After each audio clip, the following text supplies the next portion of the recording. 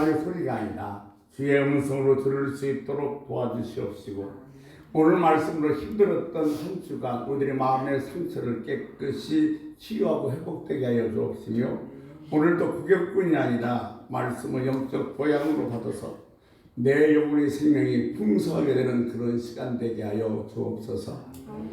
오늘도 주님의 도구로 쓰임받기를 간절히 소원하며 살아계신 주 예수 그리스도 이름으로 간절히 기도 올려옵나이다. 아멘. 오늘도 주의 이름으로 환영하고 사랑하고 축복합니다. 우리 지명자 목사님, 김영사 장로님, 그리고 캐나다에 있는 전사원 집사님, 제주도 우정부 집사님도 5월 한 주간도 잘 정리해서 복되고 기쁜 2월 맞이하시기를 주의 이름으로 간절히 축복합니다. 네. 여러분, 하나님과 사귐이란 우리 마음속에 하나님이 와 계신 겁니다. 우리는 그런 소리를 자주 합니다. 내 마음에 주님이 계십니다. 그런데요, 여러분이 이 말을 들으면 그 말을 자주 할 수 있을까 하는 생각이 듭니다. 필립 켈터라는 목사님이 쓴 책 중에서 목자가 본 시편 23편이라는 책이 있습니다. 그 책에서 이 목사님은 이런 얘기를 소개하고 있습니다. 파키스탄에 갔다가 사막을 여행하다가 갑자기 장대비 같은 비를 만나고 천둥과 번개치기 시작합니다. 도저히 밖에 있을 수가 없어서 집주인의 허락을 얻고 안으로 들어갔는데 흙집입니다. 너무 작아서 문도 너무 작게 다 있어서 마치 기다시피 해서 그 집 안으로 들어갔는데, 들어가자마자 그 쾌쾌한 냄새와 연기 때문에 도저히 견딜 수가 없더라는 겁니다. 정말 밖에 그런 장대비만 내리지 않다면 나가고 싶은 마음이 꿀뚝 같은데 이러지도 못하고 저러지도 못하고 있는 형편에 그때 이 필립 켈터 목사님은 강력한 성령의 음성을 들었습니다. 지금 네가 처해 있는 그 처지가 내 마음에 있는 내 처지다.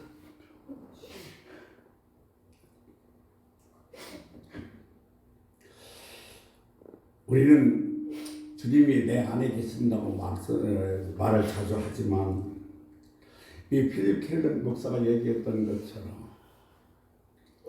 주님이 내 안에 계시기에 너무 거북스러운 적이 없었는가요? 우리가 짜증이 나고 때는 화가 나고 불평이 나올 때 우리 안에 계시는 주님을 한 번쯤은 생각해 보았으면 하는 생각이 듭니다. 오늘 에베소 3장을 스펄전 목사는 바울의 예배장이라고 얘기합니다. 말씀이 있고 기도가 있고 성령의 역사가 있고 또는 찬양이 있고 마지막 아멘까지 있으니 바울의 길 완벽한 예배의 장이라고 이야기를 하고 있습니다. 오늘 이 본문 말씀 3장 20절 21절은 찬양에 해당하는 부분입니다. 이 말씀을 통해서 하나님께서 우리에게 어떤 은혜를 주시는지 같이 한번 나눠볼까 합니다. 미국 한인교회 있는 목사님이 논문을 썼습니다. 논문 내용에 이런 것이 들어있습니다. 미국에 있는 한인들이 교회로 나오는 이유를 몇 가지 설명했는데, 첫 번째는 스트레스 해소 때문에 나오고, 두 번째는 이민 오니까 고독하니까 고독감을 달래기 위해서 나오고, 세 번째는 일주일에 한 번씩 정작을 읽고 갈 때가 있어야 되니까 나오고, 네 번째는 결혼식장 준비를 위해서 나오고, 다섯 번째는 사업장, 사교상 나온다는 겁니다. 이런 사람들이 모여서 무슨 교회에 힘이 있겠냐는 거죠. 근데 저는 그 논리에 반박하고 싶습니다. 처음부터 구원에 관심이 있어서 교회 나가신 사람이 몇 명이나 되겠습니까? 아내의 권위로, 친구의 권위로, 또 이런저런 사람으로, 또 젊었을 때는 어떤 형제 때문에 어떤 자매 때문에 교회에 나와서 성령만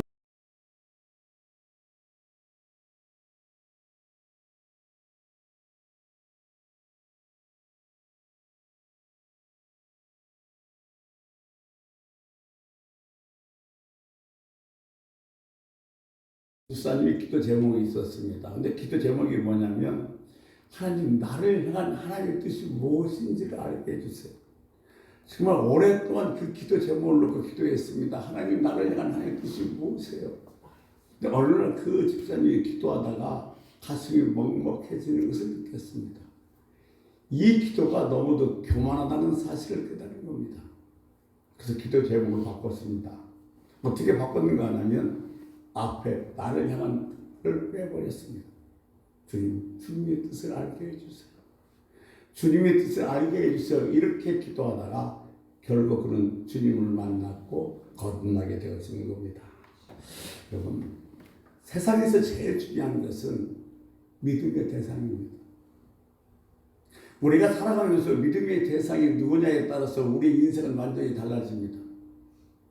우상숭배도 될 수 있고, 또는 돌덩이도 될 수 있고, 어떤 사람은 돈, 어떤 사람은 권력, 그것이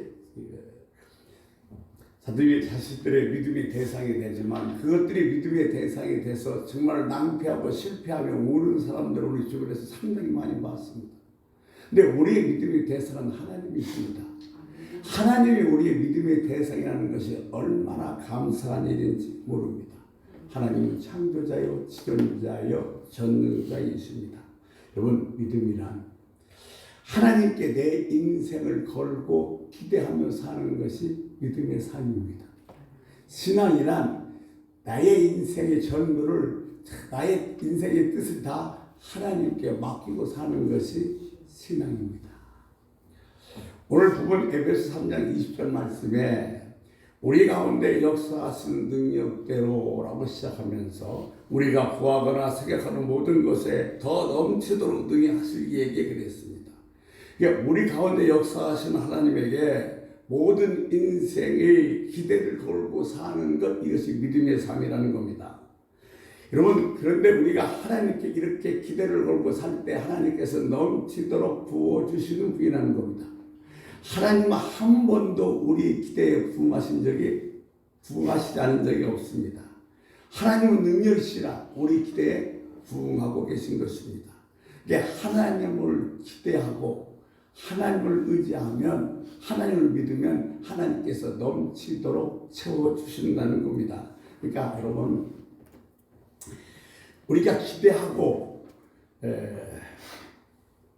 하나님께 나가면 하나님께서 넘쳐주게 채워주시는데, 믿음이란 무엇인가라고 좀 더 구체적으로 얘기한다면 야고보서 우리들에게 이런 얘기를 하고 있습니다. 야고보서 2장 17절에 행함이 없는 믿음은 죽은 믿음이다. 그렇다면 죽은 믿음은 뭐고 산 믿음은 뭔가를 좀 더 구체적으로 말씀드리면, 우리가 산 믿음이라는 것은, 믿음으로 산다는 것은 매일매일 우리의 삶을 믿음으로 시작한다는 겁니다. 여러분, 우리가 아침에 일어나서 10분을 어떻게 보내냐에 따라서 우리 하루가 달라질 수 있습니다. 아침에 일어나서 핸드폰 들고 아이고 피곤하다 하면서 화장실 가는 사람과 아침에 일하면서 찬양하며 주님을 향해서 묵상하며 기도하는 사람이 하루가 절대로 같을 수가 없다는 겁니다. 믿음으로 사는 사람은 아침에 기도합니다. 그러면 주님께서 그 기도를 들어주신다는 겁니다. 아침에 내가 주께 기도하리이다. 내 요구와 내 간구와 내 소원을 주님께서 들어주셨다는 겁니다. 시편 118편 24절 말씀에 보면 이렇게 기록해 놓고 있습니다. 일하는 여호와께서 정하신 날이라. 우리가 즐거워하고 기뻐하리라 그랬습니다. 일하는 여호와께서 정하신 날이라. 여기서 정했다는 이야기를 우리가 주석에 보면 만드시로 되어 있습니다. 일하는 주께서 정하신 날이라, 안식일을 얘기하는 것이 아니라 매일매일 우리에게 주어지는 날들을 얘기하고 있습니다. 여러분, 우리가 자고 나면 새로운 한 날을 맞이하는데, 자고 나면 저절로 하루가 생기는 것이 아니라 하나님께서 그 한 날을 만들어서 저와 여러분에게 주셨다는 겁니다. 그날이 여호와께서 정한 날입니다. 그러니까 그날은 즐거워하고 기뻐하는 거예요. 그러니까 믿음으로 사는 사람은 아침에 일어나서 하나님께 정말 간절히 기도하고 시작하는 사람은 하루를 즐겁고 기쁘게 살아가게 된다는 것입니다. 그래서 믿음으로 시작한 자에게는 하루를 기쁘고 즐겁게 보낼 수가 있는 것입니다. 오늘 여러분, 오늘 안식일입니다. 주일입니다만 주님께서 만드신 날입니다. 주님께서 만들어서 저와 여러분에게 주신 날입니다. 그러니까 이날 주님께서 우리를 기쁘게 하실 줄로 믿습니다. 그러니까 이 말은 무슨 말이냐면 주님을 향해서 기대를 가지고 살라는 겁니다. 산 믿음이라는 것은 내가 주님을 향해서 기대를 갖고 있다는 겁니다. 여러분, 내가 믿고 있지만 내가 매일 아침에 일어나서 주님께서 묵상하고 찬양도 부르지만 오늘 하나님 나에게 무엇을 주실까? 하나님은 나를 어떻게 인도하실까? 하나님 오늘도 어떤 사람을 만나서 나에게 무엇을 하라고 하실까? 기대하는 거예요. 그러니까 우리가 기대하면서 하루를 살아가는 것, 하나님의 역사를 기대하면서 하루를 살아가는 것, 그것이 믿음의 삶인 겁니다. 어떤 형편에서라도 여러분, 하나님은 좋은 걸 주시는 것을 매일매일 기대하면서 하십시오. 아멘. 그것이 바로 선민의 삶인 줄 믿습니다. 어떤 상황 속에서도 좋은 것을 기대하는 것이 믿음의 삶입니다. 어떤 상황 속에서도 좋은 것을 기대할 때 하나님의 능력이 넘치도록 우리에게 받을 수 있기 때문에 그렇습니다. 하루를 시작하면서 믿음으로 시작하고 어떤 상황 속에서도 좋은 것을 기대하면서 하는 것, 이것이 선민의 삶이고 믿음의 삶인 것입니다. 야고보서 1장 2절에 보면 야고보서 이렇게 얘기했습니다. 여러 가지 시험이 올 때 온전히 기쁘게 여겨라. 어떤 시험이 올지라도 믿음으로 사는 자는 온전히 기쁘게 여기라는 겁니다.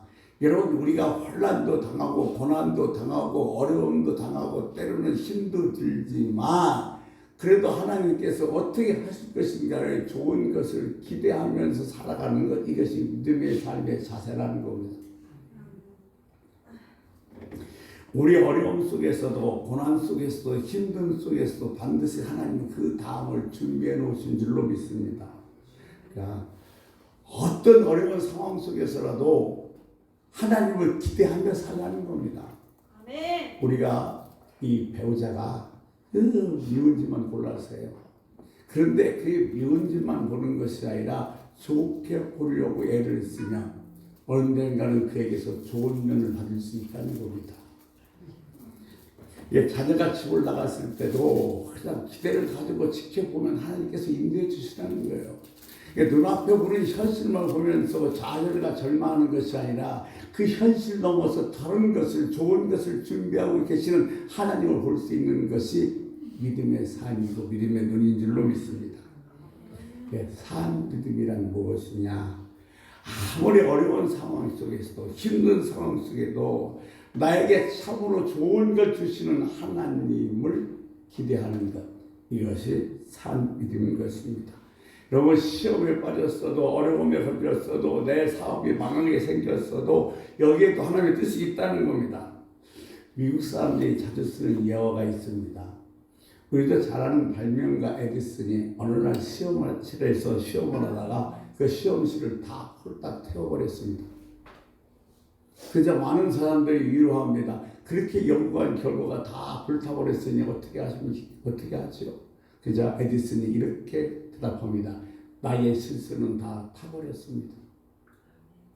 그러니까 같은 사건인데도 내가 어떻게 해석하냐에 따라서, 왜냐하면 이미 나는 내가 없어지기 갖고 아쉬워할 필요도 없습니다. 근데 실수한 거였습니다. 하나님께서 더 좋은 걸 줄 줄로 믿고 기대하기 때문에 이런 말을 할 수가 있는 것입니다. 지금 내가 어려움을 당해도 환난을 당해도 망해도 하나님은 분명히 살아계셔서 좋은 것을 주신다는 것을 기대하는 것이 믿음의 삶입니다. 이것이 산 믿음인 것입니다. 하나님과 사람에게 좋은 말만 하시기 바랍니다. 이것이 믿음의 삶의 사람들의 태도입니다. 에베소 4장 29절 말씀에 보면 더러운 말은 입 밖으로 내지도 말라고 그랬습니다. 믿음의 사람은 부정적인 말을 사용하지 말아야 됩니다. 믿음의 말만 사용해야 됩니다.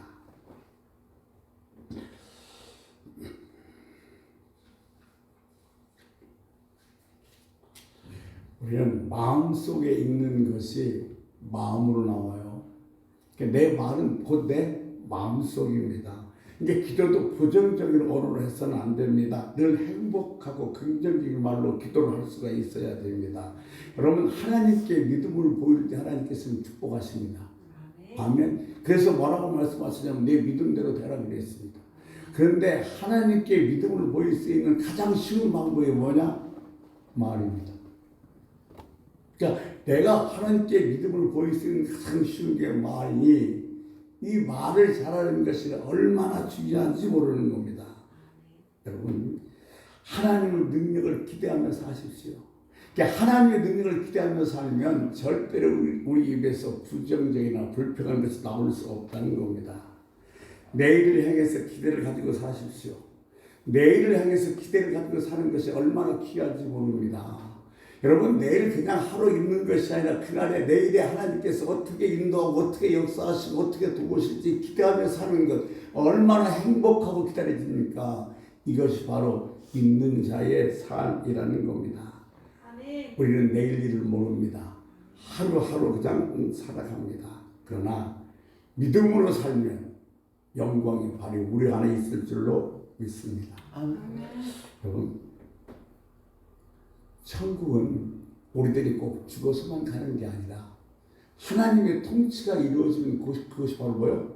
천국입니다.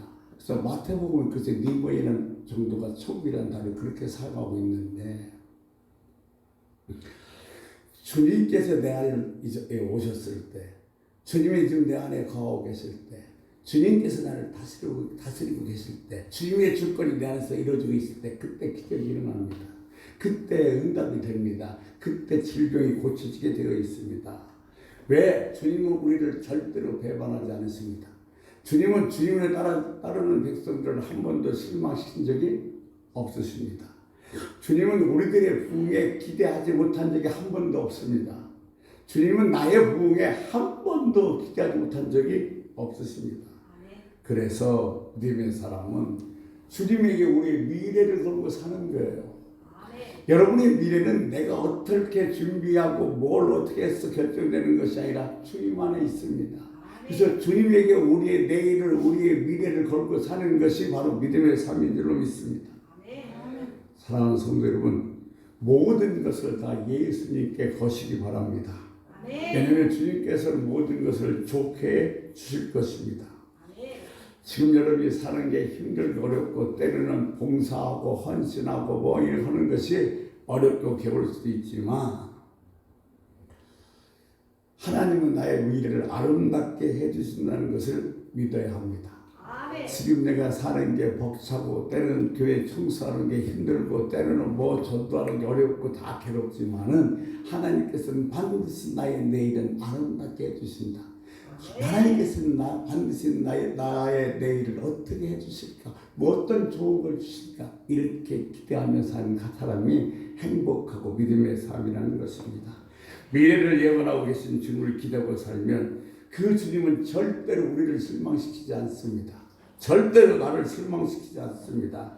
그래서 우리 모두가 믿음의 삶은 어디에다가 기초를 두고 어디를 기대면서 살아가야 되냐면 오직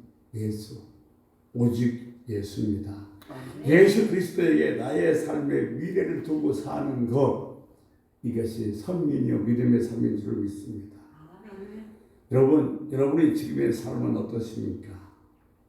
보이지 않는 것을 보이는 것처럼 보는 확신을 가지시기 바랍니다. 지금은 없지만 내일이요 아니면 뭐에 주실 것을 믿으시기 바랍니다. 이것이 믿음으로 보는 겁니다. 지금은 없어요. 아무것도 눈에 보이지 않아요. 그러나 내일이든 모레든 하나님께서 주실 것을 믿는 것, 이것이 보이지 않는 것을 보는 것이고 믿음으로 보는 것인 줄 믿습니다. 히브리서 7장 8절에 보면 아브라함을 얘기하면서 이렇게 얘기하고 있습니다. 그게 중요한 단어 두 가지가 등장하는데 믿음으로 순종하여 갈 바를 모르고 갔다고 그랬습니다. 아브라함아 가라. 너 어디로 가라는 얘기 없습니다. 가라 그랬어요. 근데 아브라함은 갈 바를 모르고 갔습니다. 이것이 바로 순종인데 선민의 삶은 순종의 삶입니다. 내 머리로 이해가 되고 내가 경험으로 이해가 돼서 순종하는 것이 아니라 하나님의 말씀이니까 순종인 겁니다. 여러분, 우리 신앙생활은 기분으로 하는 게 아닙니다. 우리 신앙생활은 왜요? 순종으로 하는 줄로 믿습니다. 내가 이해는 안 되지만 내가 정말 그것을 뜻을 알 수는 없지만 하나님 말씀이니까 순종하는 것, 하나님 말씀이니까 아멘하는 것, 이것이 바로 믿는 자의 삶이며 선미의 삶인 줄로 믿습니다. 여러분, 선미는 내 기분대로 사는 자가 아니라 하나님 말씀대로 사는 사람입니다. 요즘 기분 어떠세요? 우리는 기분을 안 상하려고 상당히 많이 애를 씁니다. 그런데 기분이 상하면 이혼하고, 기분이 상하면 교회 떠나고, 기분 상하면 헌금하지 않고, 이게 바로 뭐냐면 마귀가 다 주는 생각인 거예요. 여러분, 기분 잠깐 날아가면 기분 그만입니다. 그런데 우리는 기분에 의해서 나의 하루가 나의 인생이 좌우된다는 것은 너무 슬픈 일이 아닌가 싶습니다. 기분이 아니라 여러분의 인생은 뭘로 좌우되어야 되냐면 하나님 말씀으로 좌우되어야 될 줄로 믿습니다. 기브리서 11장 27절에도 이렇게 얘기하고 있습니다. 믿음으로 애굽을 떠나 왕의 도함을 무서워하지 아니하고 곧 보이지 아니하는 것을 보는 것 같이 하여 참았으니 그랬어요. 모세의 얘기입니다. 모세가 이스라엘 백성을 데리고 출애굽하는데 이 종이 없어진 줄 알면 왕이 얼마나 분노하겠습니까? 그 분노하는 것 전혀 무서워하지 않고 이스라엘 백성들이 수없이 불평하지만 보이지 않는 것을 보이는 것으로 보고 모세는 참았다는 것입니다. 여러분, 기분 나쁘다고 그만둘 거 아니에요? 기분 나쁘다고 오늘 교회 안 나가고, 기분 나쁘다고 예배 그만두고, 기분 나쁘다고 기도하지 않고, 이거 여러분 절대로 우리 인생 망하는 길입니다. 내 인생을 기분에 사는 게 아니에요. 말씀에 사는 줄로 믿습니다. 그러니까 여러분의 삶의 기준은 기분이 아니라 말씀이 되시기를 주의 이름으로 소원합니다. 세상에서요, 낙심한 이유는 얼마든지 많이 있습니다. 그런데 속사람이 강건해지면 낙심하지 않습니다. 그러나 이 속사람이 강건해지는 것은 뭐예요? 성령의 능력으로 강건해질 수가 있는 것입니다. 여러분, 우리 이 속사람이 강건해져서 매일매일 천국을 누리고 사시기 바랍니다. 우리 그 얘기하죠. 속사람과 겉사람. 겉사람은 눈에 보이는 거예요. 속사람은 우리만의 중심입니다. 그래서 눈에 보이지 않습니다. 이 말씀 기억하실 거예요. 너희는 먼저 그의 나라와 의를 구하라. 이 말씀을 제가 좀 더 쉽게 말씀드리면, 하루아침에 일어나서 여러분 외모를 치장하는 시간이 더 오래 걸립니까? 아니면 내 속사람을 강건케 하는 시간이 더 오래 걸리십니까?